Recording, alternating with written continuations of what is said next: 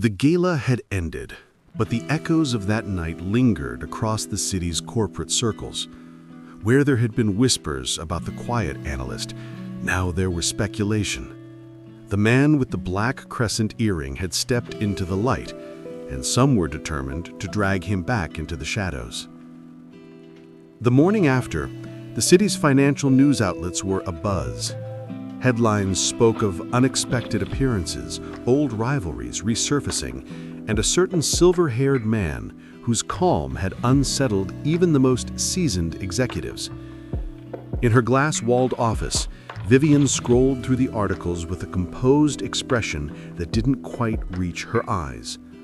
Beside her desk, Damien leaned casually against the frame of the window. "You saw it yourself last night. He's no longer invisible. If you want to keep your company secure, you'll need to distance yourself from him, publicly." Vivian quietly, eyes still on the screen.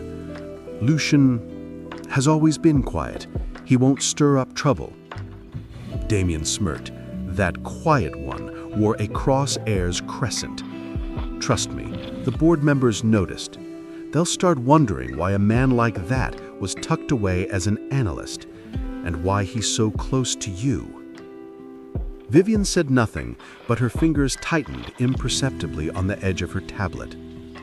Far from the city, in the halls of the Cross family's ancestral estate, Adrian stood before a display case that once held several crescent-shaped heirlooms. A butler approached quietly. "Sir Adrian, word is spreading. The black crescent was seen in public." Adrian nodded with a faint smile. "As it should be. My cousin's trial is over. Now the city will learn why we never underestimate a cross." At his modest desk in the Heir & Co. headquarters, Lucien worked steadily, as if nothing in the world had changed. Yet there was a subtle air around him now, a stillness with weight behind it. A young colleague stopped by hesitantly. "Mr. Cross, people are talking about you since the gala. Is it true about the earring?" Lucien was calm, without looking up.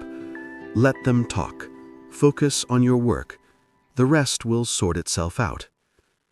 The colleague nodded and left, still glancing back in awe. Moments later, Vivian entered. Her usual composed tone carried a thin edge this evening. "Lucien, we need to talk about the upcoming partnership review. I expect you to prepare a full risk assessment by tomorrow." Lucien, meeting her eyes briefly, "Consider it done." Her heels clicked against the polished floor as she turned to leave. She had said no more, no trace of the warmth she once showed him in private. For Lucien, the message was clear. That evening, Lucien received a discreet message. "Meet me at the Meridian Rooftop, A." The rooftop restaurant overlooked the entire skyline. Adrian was already there, leaning against the railing with 2 glasses of water set on the table. Adrian, with a hint of humor, "You made quite a splash at the gala. Damien didn't like it." Lucien answered dryly, "He wasn't supposed to." Adrian suddenly became serious.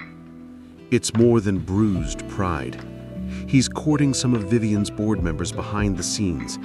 If he can sway them, he'll try to isolate you, maybe even push you out."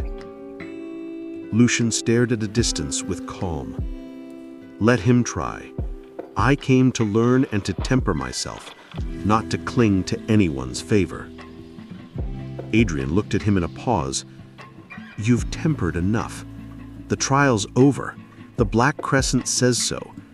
Don't let them corner you without a fight." Lucien's eyes went back to the skyline, unreadable. 2 days later, during a routine strategy meeting at Heir & Co., Lucien presented his report with his usual precision. The data was solid, the projections sound. Still, one of the senior board members cleared his throat. "Mr. Cross, I can't help but wonder, is your analysis influenced by family interests?" The question, though politely framed, hung in the air like a gauntlet thrown down. Lucien merely tilted his head slightly. My analysis is based on data, not family ties. If you have doubts about the numbers, I'll walk you through every line.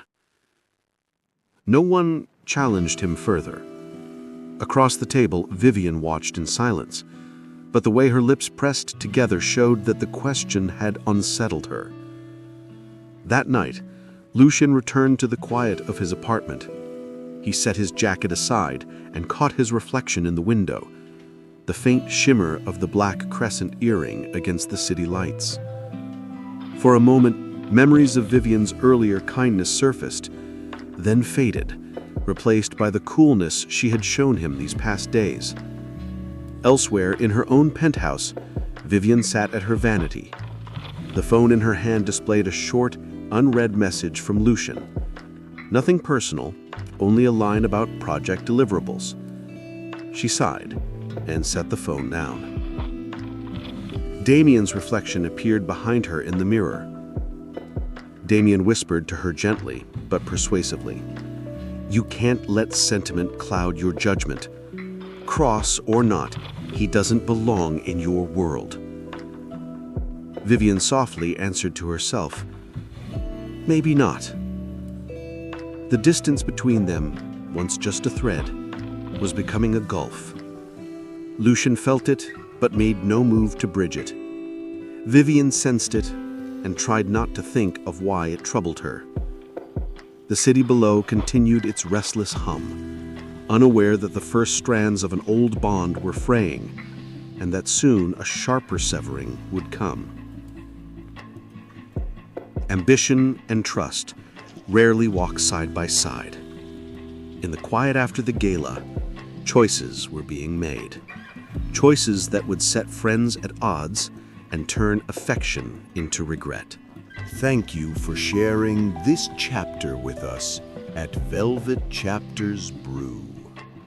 Comment, like, and subscribe to see where the next page takes us.